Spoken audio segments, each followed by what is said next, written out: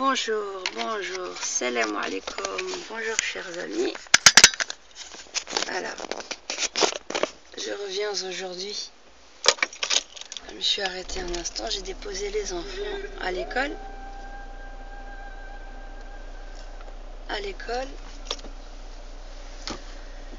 Et toujours discuter avec les youtubeurs, entretenir le lien avec les gens. J'ai vu les dernières, les commentaires. Bon, il y en a qui n'étaient pas constructifs du tout, et d'autres un peu plus, mais les derniers commentaires sur la vidéo que j'avais faite, donc message aux imams. En fait, on n'a pas compris en réalité, je pense, ce que j'étais en train de questionner. Alors certains disaient ouais, déjà Tariq Ramadan, et je vais éteindre la radio. Déjà Tariq Ramadan est en prison, c'est pas suffisant, et toi tu rajoutes une couche, tu lâches rien. Mais non, c'est pas ça la question. La question, c'est pas qu'il ait fait l'adultère, pas l'adultère, qu'il soit en prison, qu'il ne soit pas en prison.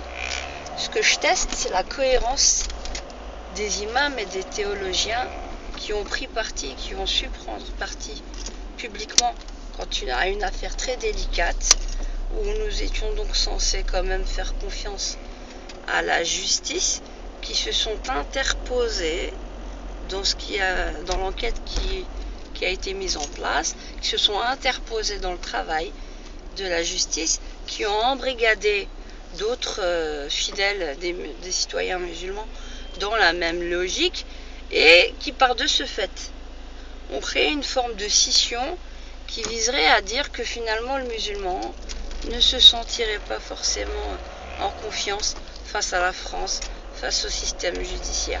Bien sûr que, comme j'ai dit, le système judiciaire, la justice n'est pas aussi juste que cela dans des affaires, que la présomption d'innocence est un droit fondamental, oui, et oui, je réinsiste.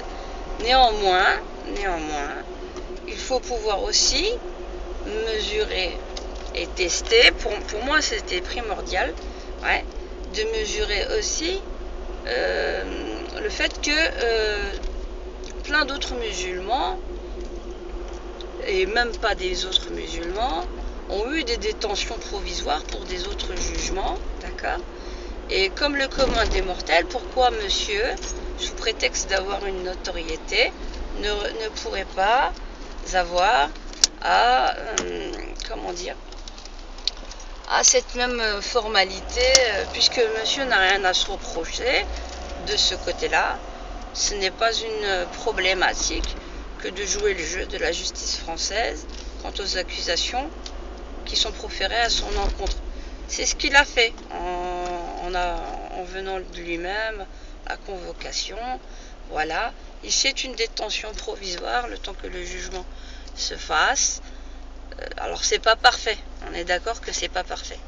Mais est-ce que c'est parce que ce n'est pas parfait que les citoyens musulmans et notamment les fans de Tariq Ramadan doivent entraver le travail de la police et de la justice? Voilà, en faisant du travail, du lobby, du forcing au niveau de l'opinion, de manière à ce que finalement il y a une grosse pression sur la justice. Voilà. Moi, pour moi, je suis dans les pavés, attendez. Je vais me garer. Je vais me garer.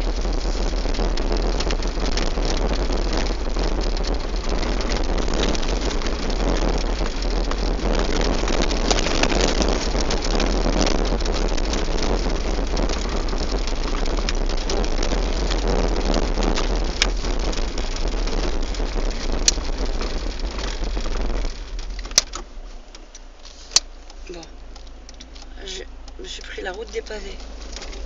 Ah oui, je me suis pris la route des pavés. C'est pas grave. Alors, je vais me garer pas loin. Il y a un beau paysage là, à côté d'un parc. Voilà, je vais me garer ici. Donc, est-ce que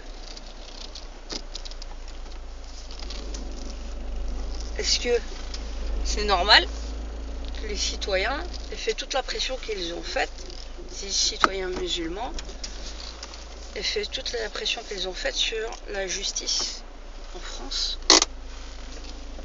Pour moi, ce n'est pas normal. Être dans un débat d'idées, produire, écrire, oui. Dénoncer, faire des vidéos, oui. Mais pas mettre la pression en manifestant devant le tribunal de la justice, c'est du n'importe quoi. Donc, je vais éteindre le moteur. Donc pour moi, attendez, hein, parce que je sais même pas si ça filme, 2 secondes. Ouais, ça filme bien. Ça filme, parce que des fois ça bouge tellement que...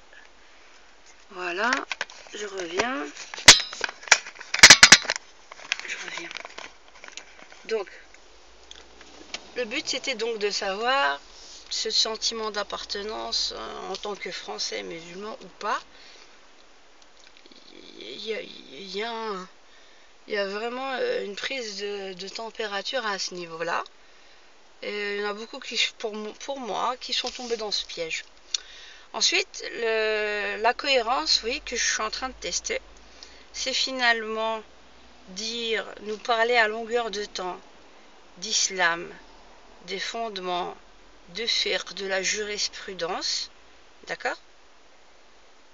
Et montrer dans quelle mesure on n'est pas capable finalement de l'appliquer, de montrer le 2 poids 2 mesures que l'on a.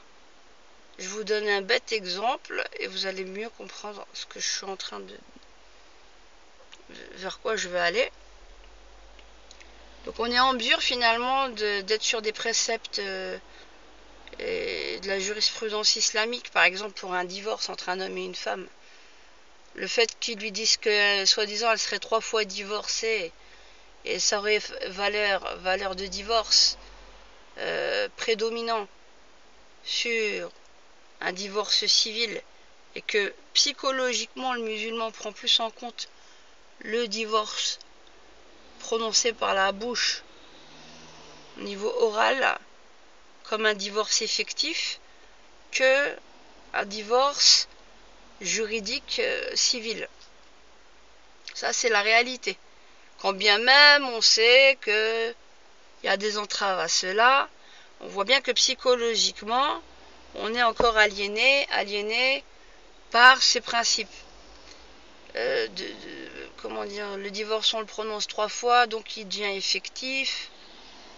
Bon, il y a des conditions aussi qui l'excluent, mais je parle globalement. Donc ça, on est d'accord que c'est pas dans la loi française. C'est dans la jurisprudence et dans la loi entre guillemets, hein, je suis prudente. Islamique, d'accord? Ok, j'arrive. Ces mêmes imams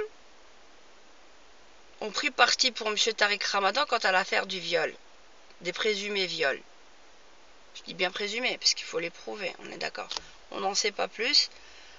Pour l'instant, apparemment, ils n'ont pas su vraiment prouver qu'il y a eu vraiment viol, mais en tout cas, il y a adultère et lui-même a fait des aveux en ce sens. Donc, l'adultère à ce moment-là, on nous dit, ah, c'est pas la loi islamique, entre guillemets, hein, mais moi je suis dans l'ironie, je suis en train de tester. C'est pas la loi islamique, on n'est pas dans un pays dit musulman, alors on doit se soumettre à la loi française.